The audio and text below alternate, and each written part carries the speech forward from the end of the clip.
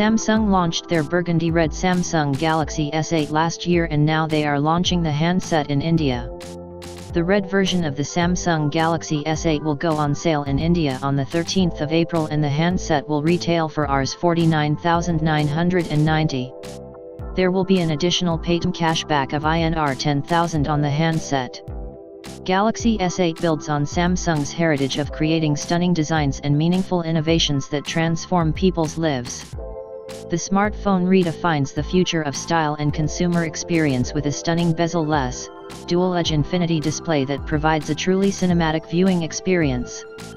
The device also comes with Samsung Pay, the mobile payment service with defense-grade security, the best low-light camera and a virtual assistant, Bixby.